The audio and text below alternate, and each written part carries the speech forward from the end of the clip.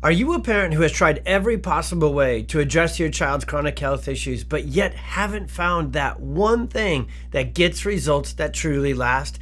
If that's you, and you've already gone through what we call the sequence of exhausting first traditional medicine and going to pediatricians, specialists, and whether your child's dealing with gut issues, immune issues, neurological issues, you get sent down these different roads of different specialists, and they tend to blame genetics, blame things like chemical imbalance, blame things like inflammation, and so you end up really quick with medications. Oftentimes when it's a child struggling with chronic illness, before you know it, you're on 2, 3, 4 different medications for your kiddo.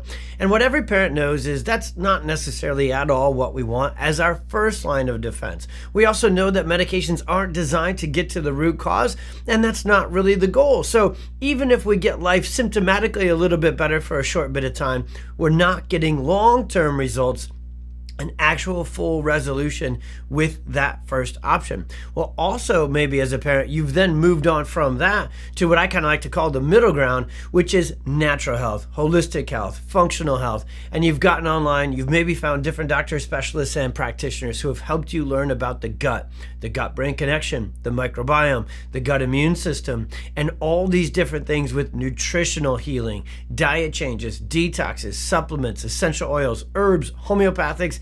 On down the list we can go, and maybe you've gone all the way down that road, or at least a couple of steps down that road, and you're starting to see some positive changes. But again, maybe that too feels like you're doing this for that, and this for that, and like you're getting pulled in a lot of different directions instead of finding that one thing that could connect your child's chronic health challenges and get them healing all from one place. Well, that's this video. That's this conversation. That's this conversation. There is one nerve. Yep, one nerve in the body that from here I want you to become obsessed learning and knowing all about, because this one nerve called the vagus nerve, V-A-G-U-S, quite a bit different than Las Vegas. When you learn about the importance of this nerve, and then really with this video we're going to talk about how to stimulate and activate the vagus nerve if it's been shut down, suppressed, and isn't working well for your child. That one thing, this one move, this one nerve can lead to better sleep, better digestion, better immune system function and inflammation regulation, better social emotional regulation and coordination, better focus and concentration, and the list goes on. The vagus nerve is by far the most powerful, the most important, and the most overlooked nerve in the body. And what's crazy is even in the traditional and kind of traditional medical and traditional media world, the world is starting to wake up about how important nervous system regulation and vagus nerve stimulation and activation are. Actually, even 10, 15 years ago, I'm going to date myself here a little bit because I'm about to say the word magazine, but I still today subscribe to things like Scientific American and these different publications that come out, and they're supposedly talking about, cutting edge therapies, cutting edge science that's out there. And well over a decade ago, they had a magazine that said Electric Cures. And it was this long research article all about vagus nerve stimulation. Now, right now, vagus nerve stimulators are approved for use with what's called irretractable or medication-resistant epilepsy and seizures. And that actually teaches us some of the science. This is a big condition. We're gonna simplify it after this for all conditions.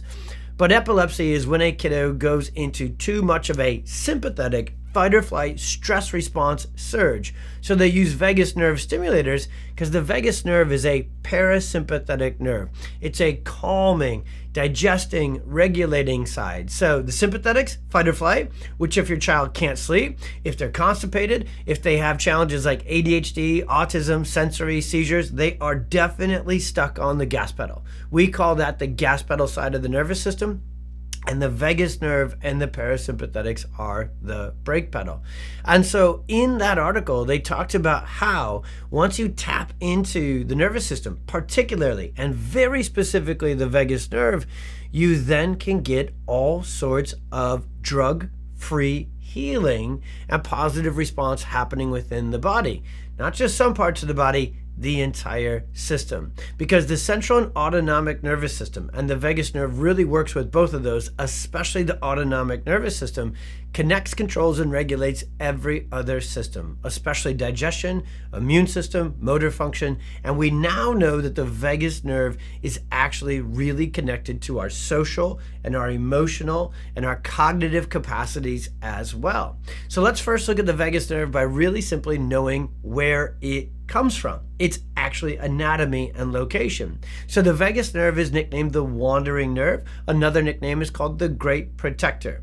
Another fun nickname might be the great chill you out and calm you down nerve, which in today's world, if you go on Instagram, I bet you, mom and dad, are following all sorts of natural health influencers who might, in my words, because I've been talking about this my whole life, finally talking about nervous system regulation. You got any buddies jumping in a cold bath? Have you yourself? Going from a cold bath to a sauna? Walking outside barefoot in nature? So right here, I want to introduce this concept of vagus nerve regulation, which is different than vagus nerve repair, and the kind of stimulation and activation we're going to talk about when we get to the real action part of this video for your child, and actually for your health too if you need it. But the vagus nerve comes from the brainstem, and it goes down through the neck and all the way down through the thorax. And the vagus nerve is primarily a sensory nerve. It's taking information from heart, lungs, stomach, gut, intestines, immune system, you name it, and it's sending that information to the brain. The vagus nerve also has sensory endings that go to our eyes and to our ears and to our mouth. And so that's the social, the behavioral, the emotional, and the communication regulation as well. And so since the vagus nerve, here's the one thing I need you to hear with this video right here, because it's going to take this conversation about the vagus nerve, which a lot of people are having a stimulation, vagus nerve conversation, nervous system regulation conversation, and it's going to enter it into my world as a pediatric and family chiropractor, because the vagus nerve has to make its way through the brainstem and the neck to do its job. It's one of the only cranial nerves. There's 12 pairs of cranial nerves. This is cranial nerve number 10, and then it runs alongside cranial nerve number 11, which is called the spinal accessory, meaning it's an accessory support for some of the spinal muscles. And it leaves the brainstem, comes down through the neck, the thorax, and that entire neurospinal system. And so the physical pathway with which the vagus nerve needs to take, both in and back up. So I'm wearing my shirt, above, down, inside, out. So the brain controls the body, above, down, inside, out. But it also comes from the inside up, back to the brain and reports. And that communication superhighway of the vagus nerve needs to be free of interference. So if you've heard of the gut-brain connection, it absolutely is true. Before there's a gut-brain connection, there's a brain-gut connection. And if you've heard, oh, the gut and the immune system are connected, and that's how inflammation is regulated, well, actually the central and autonomic nervous system, particularly the vagus nerve, has a whole lot more control over the immune system and inflammation than even the gut or the second brain does as well. So what happens is vagus nerve dysfunction can set in. And I want to keep the end of this video really simple for you.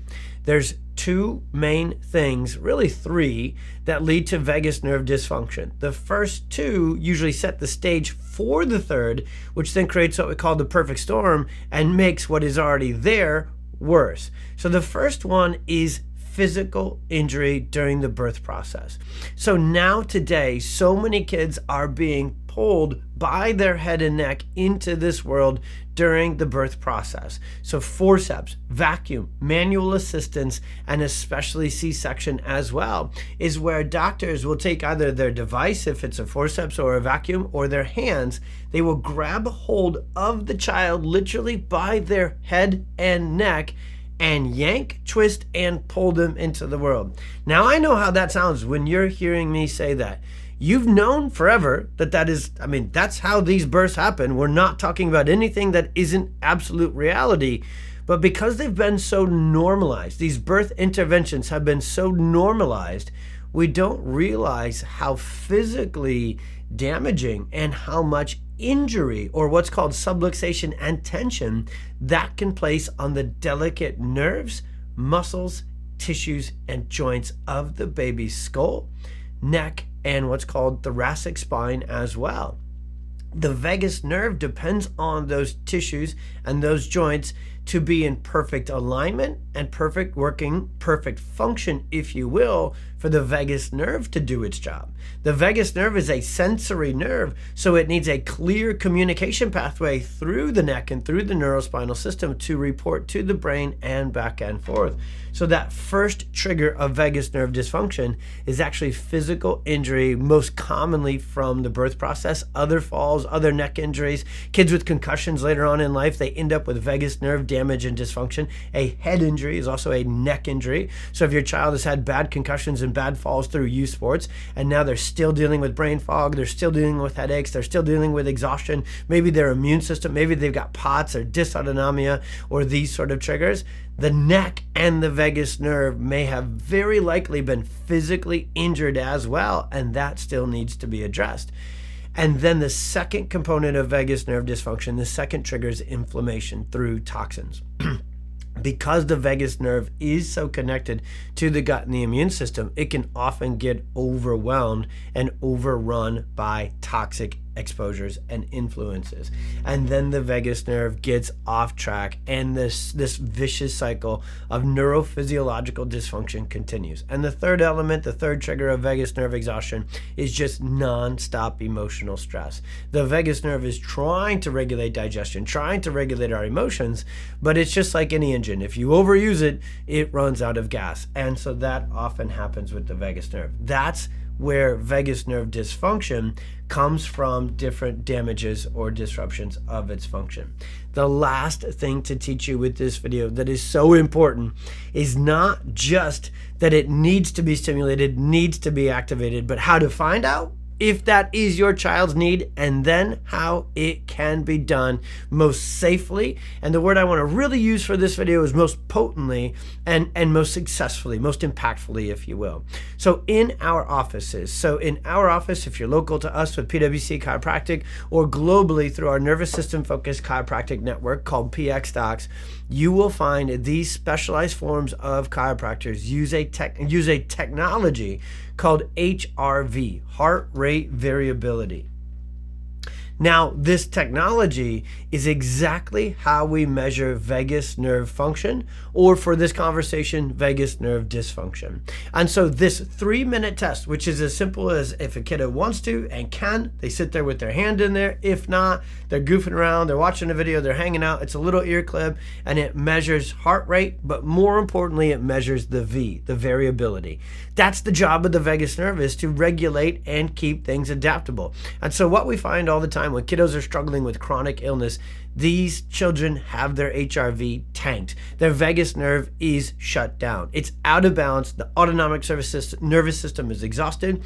And so when it's out of balance and it's powered down or shut down, or low HRV, that's called, we then can create a care plan of customized, specific, neurologically focused adjustments designed to activate and stimulate the vagus nerve. And here's the final take-home point.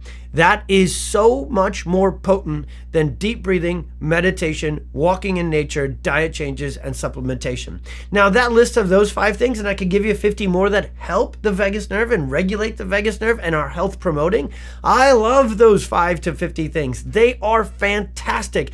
But when a child is struggling with chronic illness and a chronic health challenge, they are not enough. They're not potent enough. There's kind of just neurological math, or what we call neurometrics to this. When a child has gone through what we call that perfect storm, maybe all the way back in pregnancy, it was stressful, then physically trauma at birth to the vagus nerve, then they were colicky, then they were constipated, then they got medications, then the inflammation shut down their vagus nerve further. That vagus nerve is really beat up and shut down. So the stimulation and the activation of the vagus nerve needs to be potent enough, needs to be direct enough to get healing and repair to actually happen. And there's a difference between nervous system repair and restoration and nervous system regulation, or just wellness and maintenance. Both are awesome, but if your child is struggling with chronic illness, they need the former first.